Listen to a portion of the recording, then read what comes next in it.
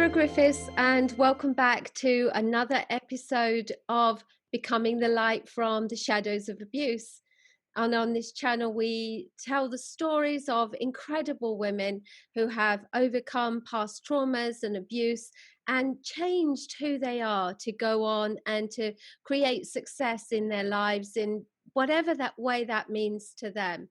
And I'm joined today by Carolyn Hobdey. Carolyn is from Yorkshire in the UK, and Carolyn is going to share with us her journey from what she learned as a child, how it affected her as an adult, the experiences she had, the things that she overcame, and the person that it's made her today. And as always, she knows herself better than I do. She's going to introduce herself, tell you who she is today, and then have a look at the journey that she's been on. So, Carolyn, welcome, and thank you so much for being here. Hi, thank you. Thank you for having me.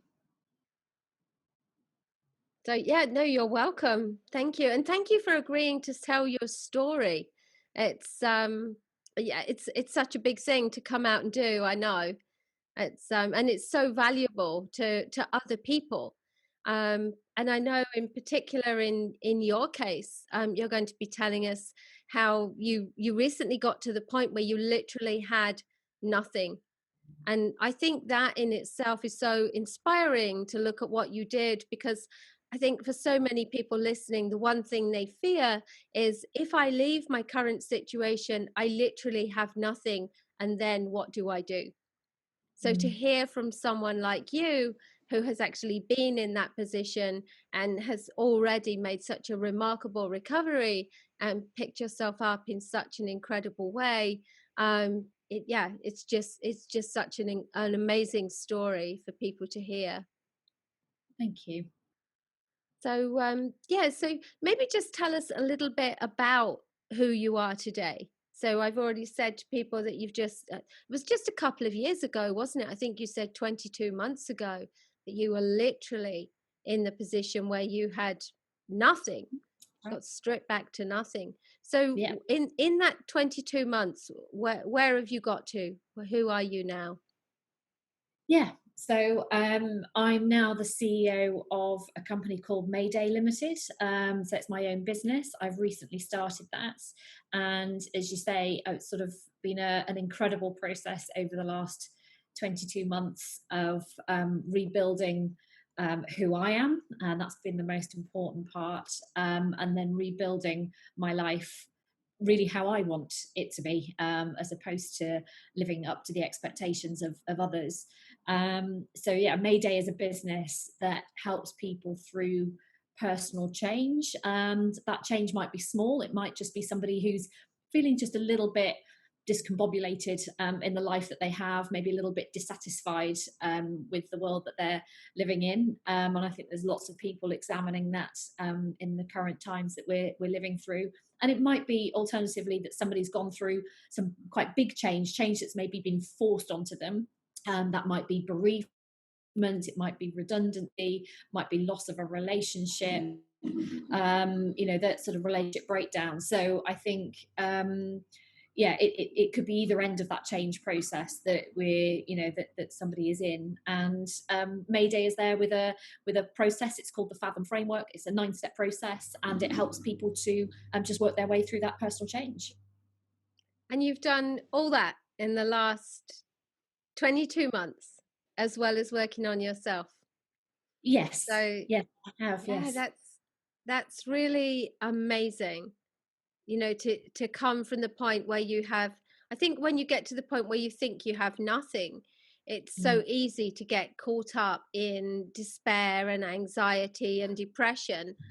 And obviously you haven't done any of that. You must have been very busy, very positive, very focused to achieve all of that in such a short time, as well as your personal change. So that's a really incredible example of what can be done and what can be achieved. I think absolutely. There's been some very difficult times in there, some very desperate times. All of those emotions that you've described were absolutely part of that journey and part of that process. But yeah, I'm hoping that I'm sort of testament to the fact that there is light at the end of the tunnel. You can come out the other side. Yeah, and I think so often that's what people need to hear. Because I think that when we are dealing with very difficult situations, especially when there's trauma and abuse, as there has been in your case as well, and most of the people that I deal with and that are listening to this will certainly relate to that. And I think that so often we have so many professionals that will tell people you can't do this, you have to live with this depression, you have to manage this anxiety, you can't overcome this, you'll never be the same again. And I think so many people out there, for whatever reason, are stuck with those kind of stories, those Mm. kind of ideas, beliefs and perceptions, which is why stories like yours are so incredible, because it just says don't listen to any of that. You can actually do whatever you want to do. And when we understand how the mind and body works, we know the truth of that. But sometimes it's very hard to see that when professionals around us are saying, no, that's not true, just learn to live with this. So, Yeah. imagine Great. how different your life would have been, and even mine, if we had stuck with those kind of concepts that we were told. So Mm. so that's you now, but just take us back. And I know your journey is fascinating. It has lots of points, lots of facets, lots of lessons. But just take us back to the beginning, where this kind of started for you, this kind of this struggle with who you were really. I know we've spoken about this briefly, and you had an experience that it really you can tell it kind of it changed everything for you, and it really set you on a particular course, which wasn't very helpful. But as children, we don't know that. We just accept what we're told. So just tell everyone where that started for you and the journey that it took you on. Yeah, and I think that the blueprint was set for me quite early on in my childhood. As you say, we look up to the people that we have around us, and certainly the adult figures that we have in our lives. And I think for me, my blueprint was set. In a conversation that I had when I was probably about 7 years old, where I was quite a fiery child. I felt stuff quite deeply, quite sort of passionate. And I think, as a child, you don't really have the language to be able to articulate that and express that very well. So I think sometimes it came out in a bit of sort of fiery. I think that really, well, my belief is that it was set then in a conversation that I had where an adult figure in my life said, you kind of need to learn to be nicer, and if you don't, then people will find it hard to love you, and you'll end up on your own.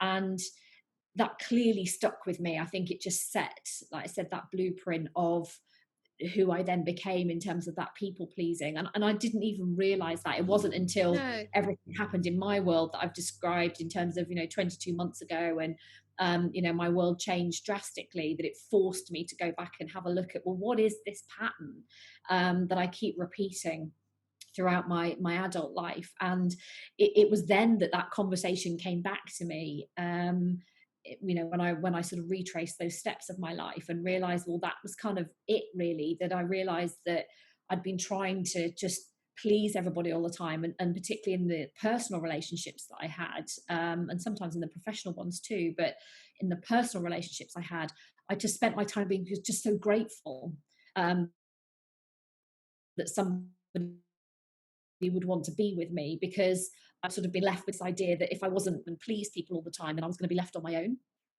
Yeah, of course.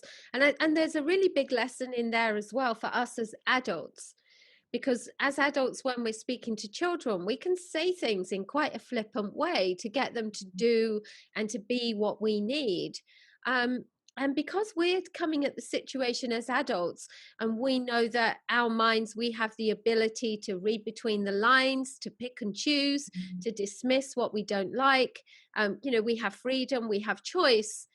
And as adults, we completely overlook that not only do children not have that, children are very vulnerable and they are stuck, but that they are looking to us for the answers. They are looking to Mhm. us to find out who they are and what's real. And as you say, we can say something like that and not give it a second thought, and it Mhm. changes someone's life. And I know I have things like that back in my childhood, the odd sentences that really stuck with me, and really framed who I was. So it's really important that as adults we take that on board.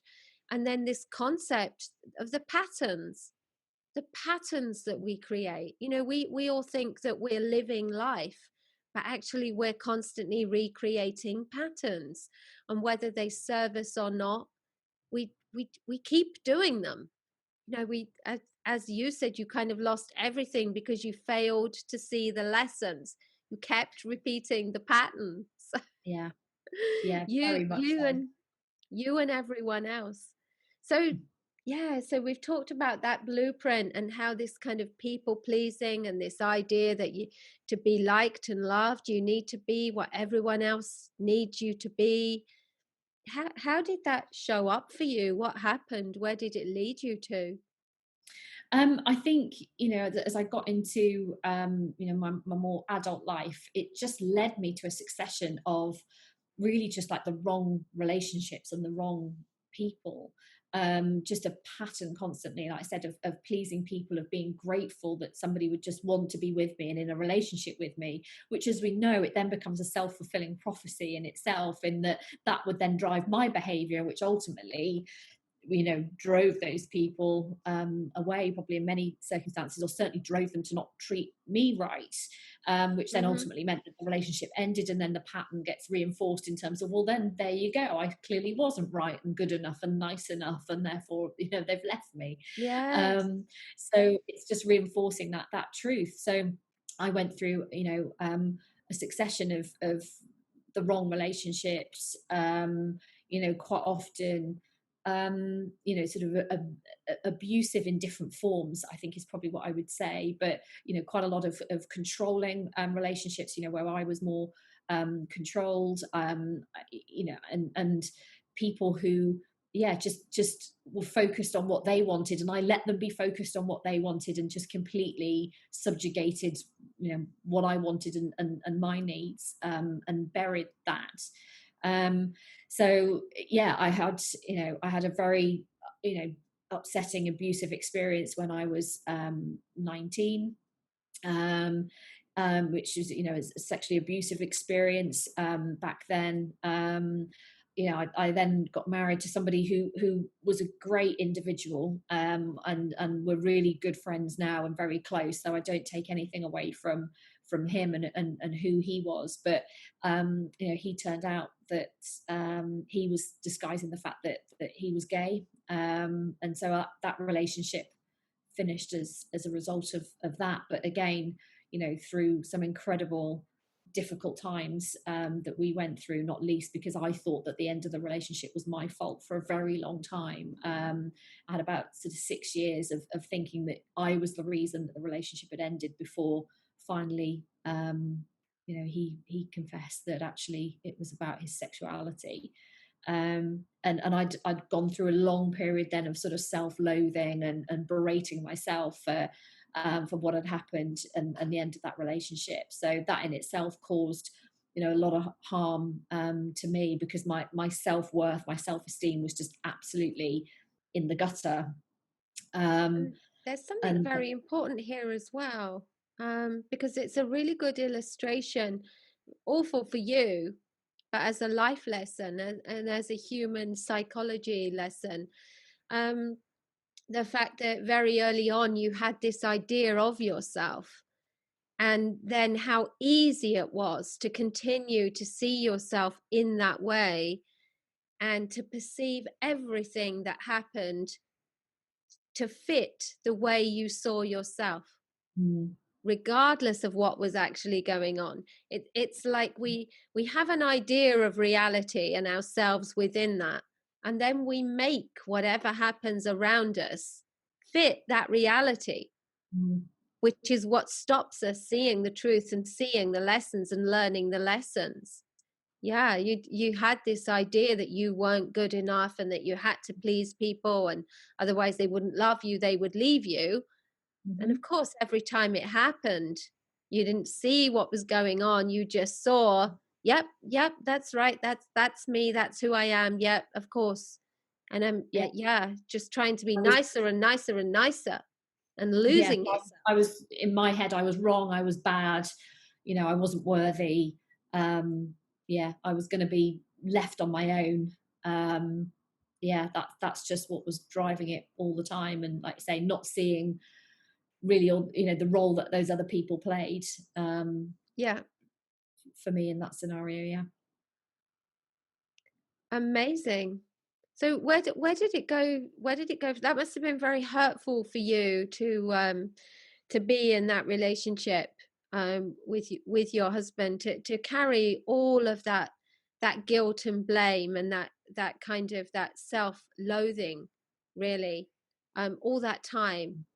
And it Yeah. must have been very hurtful to realize that actually, was that a catalyst for you though? Did that do something to you when you realized, oh, hang on, maybe it wasn't all about me? He had a big role to play here. What did Yeah. that do? Yeah, I think it did.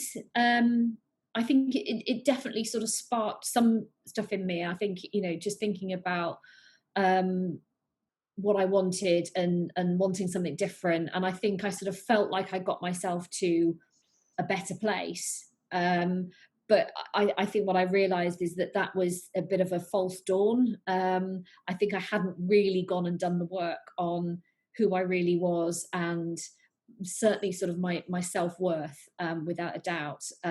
So I entered into, subsequently then, another relationship, um, uh, some time later. And I went into that thinking, yeah, I'm in quite a good place here. I've sort of, life is quite settled and sorted again. I feel better. But yeah, I absolutely hadn't done the work on me, and I ended up in a situation with somebody who, well, undiagnosed, I have to say, but sort of all the indicators are, and certainly the sort of professionals subsequently that I've spoken to, who I believe had narcissistic personality disorder. And that ended up being an emotionally abusive, situation, certainly in the latter half of the 3 years that we were together, so sort of in the second half of that relationship. um, and massively, again, controlled, manipulated, all the Of course. typical things that come with somebody who's a narcissist, so the gaslighting, and all of those things. Now, luckily, I did have friends and structures around me that sort of did help me to keep a bit of a grasp on reality. But that for me was a realization that the stuff around my self-worth, it was amazing how quickly that could then get eroded again, because I hadn't really addressed my Yeah. own value, before entering into that relationship. And again, as narcissists do, sort of swept me off my feet, made it all sound amazing in the first instance, told me how amazing and wonderful I was.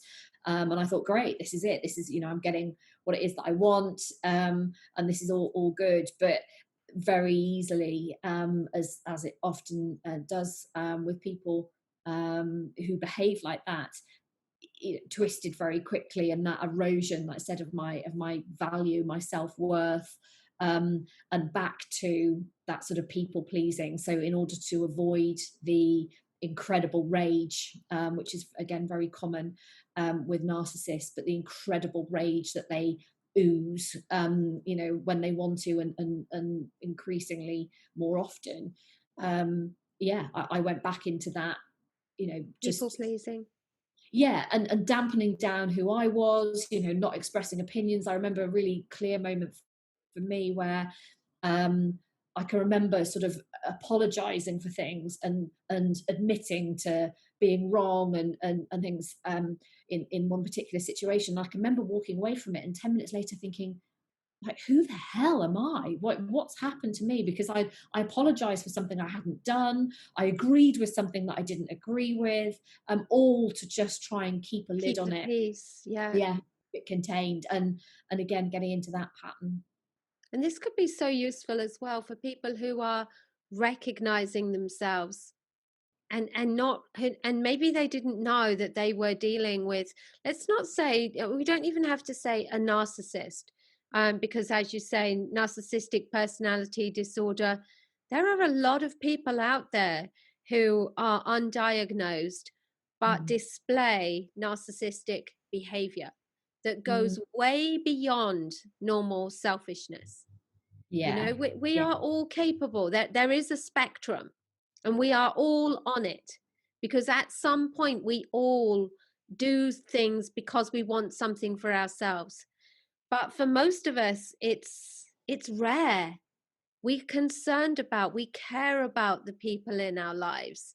And when we do something that maybe is a loss to someone else, we feel bad about it. We have empathy. We at least want to give them something back, or to make up for it, or we want things to be balanced. And anyone listening, you'll know if you're dealing with narcissistic behavior, whether diagnosed or not, when there's no balance, when you are Yeah. constantly in the wrong. Now, NPD is very specific, narcissistic personality disorder. It includes some quite specific character traits. But just because someone is missing those doesn't mean that you're not dealing with some narcissistic behavior that goes beyond normal selfishness. And luckily for us these days, we all have a keyboard at our fingertips. And if you think that you are finding yourself in the wrong, apologizing for things you didn't do, denying your needs, being made to feel guilty, gaslighting, look up gaslighting if you don't know what it is, being manipulated, have a look, just key up narcissistic behavior, narcissistic personality disorder, and see what you might be dealing with. It could be a real eye opener for you. So thank you so much, Carolyn, for focusing on that. I think it's such an important topic, and the number of people that get aha moments when they hear someone else talk about these behavior and character traits, and they suddenly realize that that might be what is in their own sphere. I've been in that situation myself. I know Yeah. what it feels like. The first time a professional suggested to me that my husband might be a narcissist, but certainly had was very high on the scale. It's a shock. It's a Yeah. lot to deal with.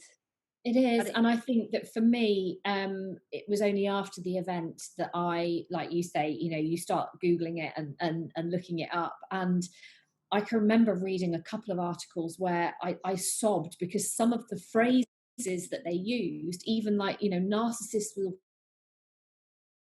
say things like, were literally, I mean, and I cannot tell you, literally word for word, the kind of things that used to get said to me. So you're right, I mean, and I know, we can berate the internet and there's lots of rubbish and misinformation, but for me, it was really helpful, because it absolutely told me that I wasn't going mad, which again is what a narcissist yes, often does, is make you feel yes, like you're going insane, yes, absolutely. and And describes you as such.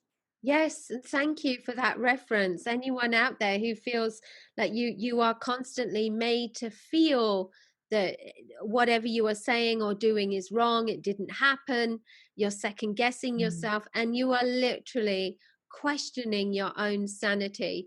It is all part of gaslighting. We won't go into that today. It's a whole topic on its own, and it is the playground of the narcissist, and it is done to undermine you. It Yeah. is done. It is purposely done in a way to make you feel that you are insane, literally. Yeah. Yeah, that's what happens. And as Mm. you said as well, Carolyn, the classic beginning of putting you on a pedestal.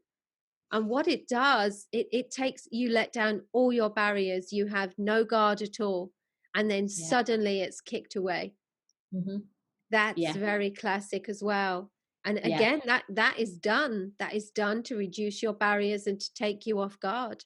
It's a very Yeah. And it calculated. was, yeah, it was like a light switch, like you say. Yeah, It yeah, was almost, I can remember really clearly the first time that that light switch was flicked and it went into something else entirely, and you're so shocked.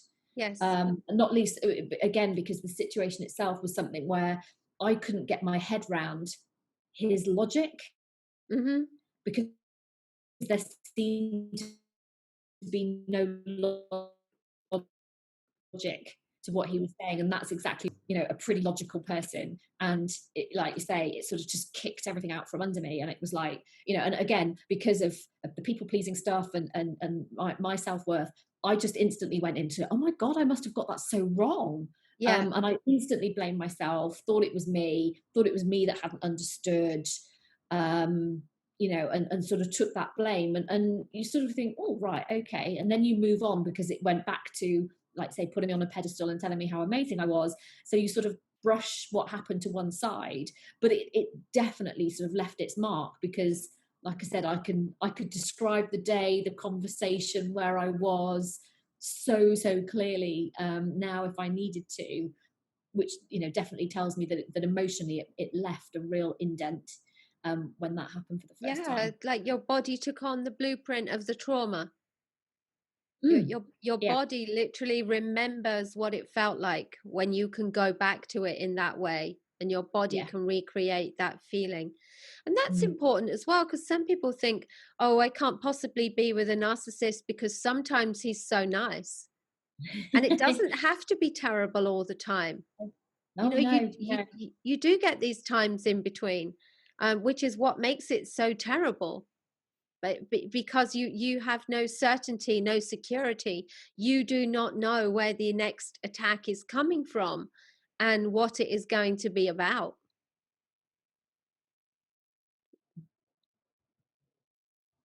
So that makes it so difficult. Yeah, and I think as well, I used to describe it that it was like, living with dementia, because when we sort of talk about people who have dementia, I don't want to be disrespectful to anybody who has, or knows anybody, has dementia, but the sort of classic characteristics of that person sort of disappears, but then maybe there's a memory or a song or something that sort of brings them back, and they suddenly become who it was that we knew and who we remember. Right. That's exactly how it was, because like you say, I'd live with all this awfulness, but then suddenly there would be this lightness, there would be this flash of how it used to be and the amazingness as it was at the start, and that would completely hook me back in again and make me go, oh, it's all going to be fine, we're back to where we were, the amazing person is back with me, we're all going to be fine. And then that would sort of sustain me to then continue for another period of time putting up with all the things that weren't right, because I'd sort of had this flash of hope and this glimpse back to the past of the amazing relationship that we'd had, and so like I said, it was able to sustain me for the sort of next number of months or period of time, because you sort of had that renewed hope, those memories came back, Yeah. and it's my experience of it. And it's an interesting word, hope, because I use the word illusion. Mm, What it does, it gets us hooked on the yeah. illusion of how things are, the illusion of how things can be, how we want them to be. And it actually takes us out of reality. Mm, It detracts from what's really going on. We get caught up in the illusion, the idea, because of course that's what we want. yeah. We desperately want it to be okay. Otherwise, Yeah. where does it leave us? It leaves us with all our doubts and our questions about ourselves. And as you found it, it leaves you with nothing. So Yeah, where did and also you, for me it was, you're right, that sort of illusion, because if I then go right back to the start in terms of my blueprint, what I was desperate for was the happy ever after. Mm. That's absolutely what I wanted. In that first sort of 12, 18 months, that's exactly the picture that got painted for me. Here was my Prince Charming. I was going to get my happy ever after. Is that how long it took? That's what I wanted. And so, like you say, that illusion, then I was keeping that going because I thought, no, hang on a minute, this is the person who's going to give me the happy ever after, which I'd been worrying about, from the age of 7, of like, well, if I'm not nice and lovely, I won't get the happy ever after. So Right. that's the loop that for me then I ended up in, because that was the illusion of, like you say, exactly what I wanted, or what I thought I wanted. And I think this is really, really important, because you just said you had 12 to 18 months before this behavior showed. Yeah, I mean, the flash where the sort of the light switch change came within that first 12 months, but certainly, yeah, there was sort of 12, 18 months where it was fantastic, and then 18 months, 2 years of awfulness. Yeah. So, and I think that's important for people to realize as well, that it can take a while. Mm. It doesn't have to happen immediately. You do hear stories of people who get married quite quickly, and then they discover very fast that it's not what they thought it was. Um, but then, as you said, it was a year. I mean, Mm. that's unbelievable. And it just shows the point as well, because quite often people will say to me, well, do narcissists know? Do they know what they're doing? Yes, they know what they're doing, because they give you a great year. You thought that's who he was, Yeah, yeah, you and know? boy was I wrong. It was But it was yeah, you're right. Yeah, and exactly. It's interesting. It made me smile when you say, people get married very quickly. Again, he was talking that way. He was talking forever, very quickly. On sort of our first year anniversary from meeting, we went back to the place where we first met, which was a beautiful setting where they held weddings, and he purposely took me round, like where they do the weddings, spoke to the woman and said, is this where the bride comes down the stairs? And then, winking at me and all that your stuff. So happy all of ever that, after. oh yeah, oh yes, yeah, the fairy tale ending was being Wow. laid out for me in quite a lot of detail, well within that first year. You know yeah, I can remember in the first 6 months, yeah, great detail was described in terms of how he wanted his next wedding to be, next marriage. Absolutely giving me the sense that, and I was sort of in that role, as the bride, without a shadow of a doubt. So can I just ask you, I mean, and I know again that is the playground, that is the absolute classic narcissistic behavior, the speed that people get caught up in, and Mm. the speed that the narcissist will ask you to move at, literally leaves you Yeah, yeah, stunned. It's oh literally yeah, a whirlwind. And then if you yes, try and slow things down, that they're all hurt, they're oh, rejected, they oh yes. you can't do that. That makes you feel so bad. Yeah, Here's this yeah, person that's offering you everything, and you want to slow it down, and yes, they will manipulate that to the end. yeah. um so Totally manipulated a circumstance where, I ended up moving in, which was not the plan at all. But completely, he manipulated a circumstance where I then ended up moving in, and it was then meant to be, because it had all sort of happened as a bit of an emergency. And I said, look, I'll move in for a while, but obviously I'll then look for somewhere else to go and live, etc., etc. And he openly sat there with his daughter and said, um, Carolyn wants to leave us. She's moved in, but she wants to leave us. So we don't want her to go, do we? So what are we going to do to persuade her to stay? wow.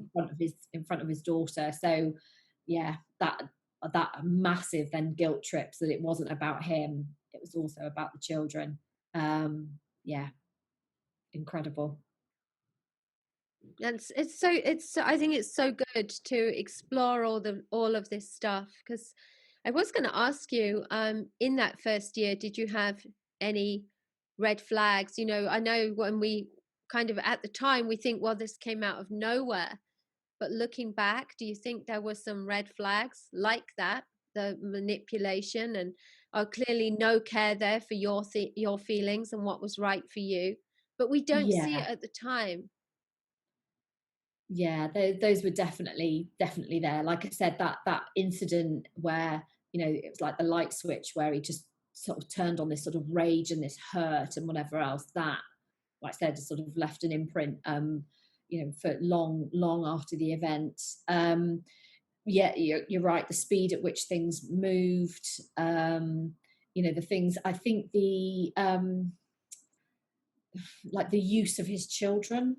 I think that's what's Mm, most alarming, the use of his children. So I couldn't have children. And I, you know, I was very open and upfront about that, you know, really right from the outset. And I think then that's the reason he completely honed in on me, because he basically wanted a nanny for his children. And so he sort of pushed these children at me. I mean, I absolutely love them. You know, I consider myself to be really good with children. You know, I was happy to love and care for these children, but he really used them as a hook. Here you go. Here's like a ready-made family for the woman who couldn't have children. right. Um, so yeah, that happened really early on.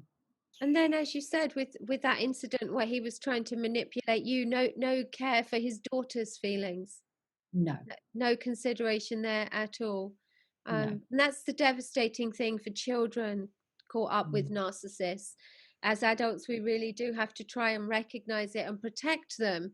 If you've got one parent who recognizes that the other is a narcissist, because the narcissist really, their lack of empathy doesn't just extend to the adult, it does extend to the children too. And as adults, we know how hard it is to navigate this stuff. Children have absolutely no chance. The no. damage done to children Yeah, by narcissistic and parents is and I think it's why it's important, and because often, you know, I can understand why people would say to me, well, you know, why did you stay? You know, if you behaved this way, you could have got out. You know, why did you stay? Why did you put up with it? And absolutely, my answer is always like the children. I loved those children; they were great kids, and you know, it was my love of them. It was my protection, dare I say it, as well of them, as whilst they, you know, they had their own mothers in their lives, but yeah, I felt that when they were with him, I was sort of that steadying, calming, consistent influence, I guess, and that's for me why I stayed. well, and also, you know, that this is another thing. There's such great information here, because it's so easy for people to say, "Why did you stay?" Mm, But number one, you were who you were. You were dealing with your own lack of self-worth, your mm, own feelings of insecurity. I mean, what exactly were you going to do? You were going to leave and recreate it elsewhere. And when you think about leaving a person isn't just about leaving a person. You, as a woman, you're being asked to walk away from your life, as you mm, said, from not just from the person, but from the dream you had, yeah. what you wanted, the kids, the friends, the family, the home, the environment. It's Mm, not just walking away from a person. And people are so flippant in saying, why did you stay? And we mm, have to understand the many reasons why people stay. And it is yeah. not as easy as just leave. Definitely. No, and we'd also bought our we bought like essentially our dream house, certainly, you know, my dream house. You know, we'd ended up with that, and I know that, you know, now, particularly, I can sort of sit here and go, well, crikey, that, you know, that doesn't really matter. You know, that materialistic stuff doesn't matter. And it wasn't the fact that it was a big house. It was the fact it was a beautiful house, and we'd been refurbishing it. And I have a sort of particular passion for that. And there was a lot of emotion invested, like you say, in that entire environment. You know, it was walking away from the dream Mm, home, the family, all of that, not just the happy ever after, but just that environment as I saw it of, that's entirely what I wanted. Yeah, exactly. And I think it's important when we're asking people questions around why didn't you leave, that we have a look. I mean, obviously, the seconds it gets to the point where it's completely untenable, and when there's loads of physical abuse and things like that. But again, we have to look at the person that is in the situation, what their experience is, what they can leave and go to, and the illusion that they are holding on to, the hope that somehow this is going to turn around and work out. And Yeah. it's hard to leave and to walk away. So Yeah. just make that point. So what happened from there? Well, it all came crashing down in very spectacular fashion. So I'd worked my way through the corporate career. So I was an HR director for a division of actually the world's second largest employer, and I was put in a situation through something that my boss did that meant that my relationship with him and therefore the business became untenable. So I was in the process of leaving my job, which I was devastated by. I love the job, I love the organization, I'd built a brilliant team over a number of years, but I was having to leave that, and my partner at the time had said, don't worry, financially we'll be fine, I'm right behind you. Those were his words, I'm This right is the behind you. guy. This is the um, guy with the two yeah children. Yeah. yeah, so all of that, I thought, right, okay, that's fine. And within 2 weeks of the job situation becoming untenable, he walked in to the bedroom one morning and said, this is over. And we were in the process of selling the house because he wasn't happy there and he wanted to move, which was, again, was a recurring theme. And so our house was being sold. So suddenly I'd lost my job that I loved, and he just walked in and told me that the relationship was over, which meant that I had to get out the house. I had to leave him, and obviously I lost the children, which was the most devastating part of it, all within the space of a fortnight. So I sort of had nothing. And he hadn't been physically abusive with me, but as a friend had asked me several months before, has he ever hit you? And I said no, but I'm ready. And I knew he had that in him. And he very quickly got very aggressive in that scenario, which is why I had to sort of quickly sort of pack up and leave. And luckily a really good friend of mine gave me sanctuary, and I sort of went and hid there. So I was just then, I guess, sort of left with nothing, financially, ultimately okay, in the sense that we sold the house and he did the right thing, and we sort of split the money, and that was all fine. But I was just left bereft because I had no home, I had no family, I had no relationship, and I had no job. And all that happened within the space of a fortnight. So it was just one spectacular implosion, which for me was kind of the world telling me that, we kept telling you what was wrong. We kept trying to teach you these lessons and you didn't learn them. So now we're going to give you one almighty lesson that you need to learn some things from. And for me, I just had to press reset on my entire life and on my entire being, really. I can't imagine the shock. The shock, you lost your job and he's saying, don't worry, I'll support you and we've got this, and you're feeling supported and safe and secure. And he must have known that he was going to do that. Yeah, because he'd met someone else, which I then discovered after that. So who, again, he'd purchased an engagement ring for her from the website that I had directed him towards when he asked me about marrying me and where might a guy find a lovely engagement ring. Some considerable time before. So he'd used said website and purchased an engagement ring for my replacement, basically. So yeah, Wow. he absolutely knew that this is what he was going to do. And that word replacement as well, that's so telling, because for someone with narcissistic behavior, it's all about what we call the supply. They need someone who is going to supply everything they need in a particular way. Yeah. And as soon as you are not doing that, they discard you. As you said, Yeah. you probably didn't even know that you weren't doing that anymore. Maybe you'd become maybe you'd started to cotton on, and he didn't have quite the control. Often with a Yeah. narcissist, as soon as they think that they don't have the control that they used to have, they will just switch off. Yeah. Yeah. And he said to me, when I discovered about my replacement and challenged him about that, and he said, "This is your fault. This has happened to you because you wouldn't do what I wanted." Right, there you go. There. There you go. Yes, Yeah. which isn't normal. You know, in a relationship, we care about each other. We Yeah. don't control and say you must do what I want to do or else. That's absolute, yeah, that's absolute classic narcissist. Yeah, so you had Yeah. started to maybe find a voice, find your feet, say, you know what? No, I'm going to stand up for myself a bit here. So he's right. It was your fault. You did lose that relationship for that reason. Yeah. Yeah. But Because I thank wouldn't give goodness you in. did. Otherwise, you would have Yeah. lived the rest of your life denying everything that was important to you, everything that you were, and just being his yes person. Because you guarantee the next Yeah. one's going to be And the same.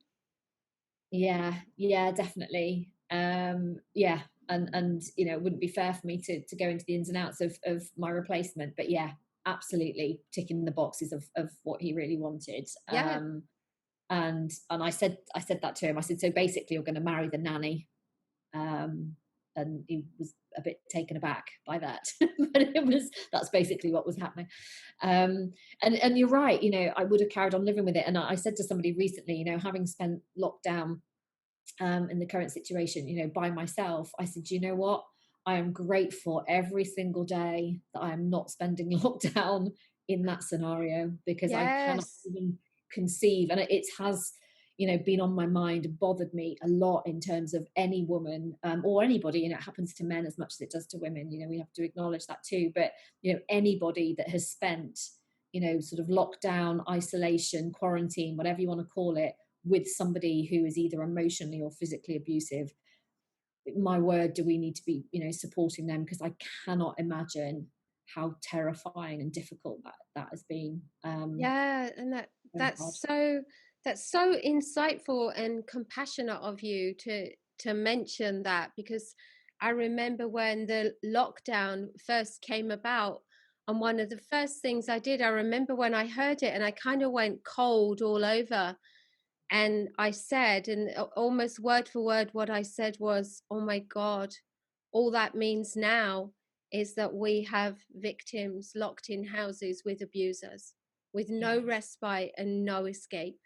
No, no, and no contact with the outside world. Absolutely Pretty nothing. much. So And in the UK, I actually made a comment. I made a comment on a couple of articles in the UK, and I was talking on Essex Radio about this, because your domestic abuse rates skyrocketed, didn't they? By like yeah, 25% or something, and the deaths. That's right, the mm, deaths for domestic abuse doubled. I was like, you were yeah, having more than one a week, which is insane. mm, Insane. Yeah, it was awful. It really mm, was. It was exactly what we knew would happen. But yeah, at least normally, like for someone like you, normally you had the respite of your job, the sanity of those people, at least yeah, feeding you some positive inputs and things. But if you took yeah, that away, horrendous. Yeah. And unimaginable. yeah, thank you for bringing that out. And we really, yeah, our hearts do go out to anyone. And also we don't necessarily need lockdown. There are some people whose lives are so controlled, they Yeah, can't go out, they can't have friends, they can't have a phone, they It's just awful, the situations that people find themselves in. Mm. But there you are, you found yourself in this terrible situation. And what did you do? You're camping at a friend's house. You're finding, you're in hiding because he's become aggressive. Mm-hmm. How did you, in such a short time, how did you do so much work on yourself and create this amazing business at the same time? Well, I think what I set about doing in the first instance was putting back in place all the bits of my life that I thought that I'd lost. And so I have to say that was the first mistake that I made, was thinking, okay, so if I just put all these pieces back in place, that'll mean that I'm fixed. It'll mean that the people that have cared about me and love me will go, oh, that's all right, we're over it, we're moving on. Carolyn is fine. And I didn't see the opportunity in it. And I think that, what I did was a natural reaction. Of course. I wouldn't criticize myself for that, but I completely missed the opportunity of, hang on a minute, let's kind of sort of step back and go, what's going on here? And, take a long, hard look. And I think in those first few weeks and months, it was absolutely find myself another job, which I did within 6 weeks. Now I can get myself a house. So yeah, was on that path and had picked a house and was, in the process of buying a house. Just sort of tried to put all the pieces back in place that made my life look successful. And again, that, we go back to illusion. It's that illusion of success. Nice house, good job, decent car. A couple of nice holidays a year, and then for me, then find partner to share it with. Sort of trying to put those bits all back in place. And so that's sort of how I started to build myself out of it. And having started to do that, I actually went and then took some time out. I actually went on a retreat because once I got a job, I thought, right, I asked them if I could have a couple of months off then to sort of recharge my batteries. And they were fine about that. Well, that's good. Yeah, which was great, because they said normally they'd have to, normally wait for somebody to work their notice. So they were accommodating of that. And I went off and I spent some time working on me, and, really understanding about my self-worth, really understanding about my confidence. And my best friend for many years had said, you need to learn to love yourself. And I'll be honest, I didn't understand what she even meant. I had no concept of that at all. I was like, I don't really even know what that means. So I took some time out and I went somewhere where I could really focus on that. They really helped me to work through it. And it was just a completely pivotal moment, that understanding that actually the learning to love myself bit was a choice. That wasn't something that somebody else gifted to me. I could make that decision to love myself or not love myself. And I think my perspective was all these amazing people who had helped me in those few months get that far. So, my friends that had been around me, the friend that let me move in, the support that I'd had, my family network, just so many people that I was blessed with that just stepped forward and offered help or helped me when I asked for it. I thought, do you know what? I owe it to them not to throw all this back in their face. They have shown the most incredible love and care that if I turn around and go, yeah, but I'm completely unlovable, that then tells them that they're idiots. Why are they investing love in somebody who's unlovable? And I decided that I owed it to them to see what they saw, that made them want to do that.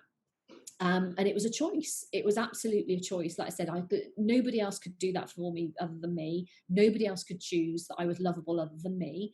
And I took that choice, and I decided that I would, start seeing myself in a different way. I would start seeing myself really literally as my best friend saw me. And I would start believing that the things that a best friend would say to you, that's about, yes, you can do it, and yes, you're good enough, and yes, you're nice enough and you deserve these things, that actually I should be listening to those things and not the parts that go, no, you're not good enough, because we'd never say that to our best friend. So I decided to start treating myself as if I was my own best friend, and saying all the things that you would say to a best friend when they were having self-doubt. And that was really the process I went through. And I came back from that, and yes, I, started new job. Yes, I was on the track of buying a house, and it was a couple of months into that where I ended up having a conversation with somebody that was, I don't actually think that all these pieces that I've been diligently putting back in are not actually the pieces I want anymore, because now I'm sort of taking that decision to be who I want to be. That, next level HR director job, the sort of staying on that path isn't what I want. And I'm just trying to make my life look how I think my life should look. And it was somebody that pointed out to me that I was busy buying a family house. I was a single woman buying a family house. And again, trying to just make my life look like the sort of, family home, car on the drive, good job, whatever. That wasn't who I was. I didn't have children. I couldn't have children. So I was putting back in place everybody else's expectations of what it should look like and not attending to my own. And that was really the pivotal point. And like I said, it took another year of, being in that job and sort of starting to build my business, starting to write my story down. So writing my autobiography and recording that. So it wasn't an overnight thing where it's like, oh, right, yeah, let's just step away from all of that. It took some planning and some thinking about, and again, some building of my competence and my confidence to step away. But that was the path that I started on. And yeah, it started with reclaiming my identity. That's really what I can sort of say in a nutshell. I reclaimed who I was, and I stepped into that space of going, this is who I am. And there might be people that like that or don't like it or disagree with it or struggle with that. But actually, I'm now going to step into that space and go, this is me. Amazing. And there's something important there as well, is when you said about when your friend said to you, you need to learn to love yourself, and like that was like a foreign language to you. You had no concept of that.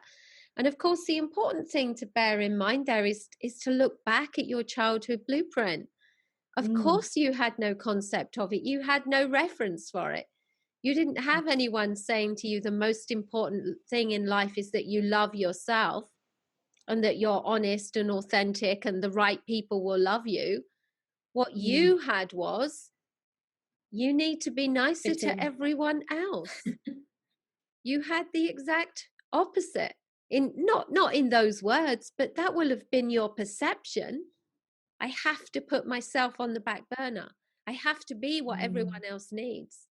So no wonder you had no concept of it. And this is what happens. Our childhood blueprint. We pick up beliefs and perceptions and concepts when we're far too young to understand what they are. And yet we lay them down as absolute fact, and they run our adult lives. And this is what we're understanding. This is the beauty of the work of the mind and psychology these days, that we understand all these concepts. And understanding is power. And because we understand them, we can then look at them and change them and do the work to bring about a different result, which literally means being a different person. Yeah. Absolutely. And I think it goes back to what you were saying earlier on, is that it's, we're almost led to believe that then that's it. There's no change, there's nothing you can do. And absolutely, for me, I completely sort of rewired my mind. And that's not to say that I don't have moments where I wobble a bit and, I sort of fall off the wagon and have to put myself back on. But I now have the toolkit to be able to do that. and to be able to look at that, and understand where I am and what's sort of happening in terms of my mind and the story that I'm telling myself. And you can change it. I have, in the last 22 months, totally rewired my mind, to do something different, and I refer to it as my inner light. And I think what I did was I just completely dimmed down and suppressed that inner light. And the reason why, I struggled in all those years is it kept like flashing, and the light kept coming out, and I sort of would then have a lesson that says, no, keep it dull, because nobody likes that when the light shines. And Yeah. now I'm in that completely different place where it's like, wow, I have this like ball of light, and that's the only way I can describe it, that I have this ball of inner light, and now it's like, wow, like let's just get out there and let it shine, and the right people will be drawn to that light. And that's the thing, isn't it? It's The not a wrong question of people will be repelled nobody. by it. Yeah. And that's perfect. That works for me. Yeah, it's not a question of nobody will like you if you're like that, because the right people will love it. They love the Mm, self-confidence, the self-esteem, the genuineness, the authenticity, because there's safety and security in that. So the yeah. right people are absolutely drawn to it. And the wrong people for you, for anyone, are Mm, drawn to the other, drawn yeah. to the people pleaser that is able Mm, to be controlled and manipulated. And yeah. yeah, you only have to hear the truth of that. There's only one reason anyone wants a relationship with someone who has low self-confidence and low self-esteem, and that is because they can easily be controlled and manipulated. And Yeah. that's important to realize. So, Yeah. well, thank you so much. What did you say? What's your business? MayDey, did you say? Yeah. MayDey Limited is the business. So we're currently building the website. We have a Facebook page. You can find me on LinkedIn. Find me on Twitter. You can find me on Instagram. Both of those at MayDey Crew. So yeah, the business is currently under construction at the moment, but yeah, exciting things to come. Wonderful. So are you actually working with clients at the moment? I mean, obviously we'll put up all your details, and if people want to contact you, they can. They were, yeah.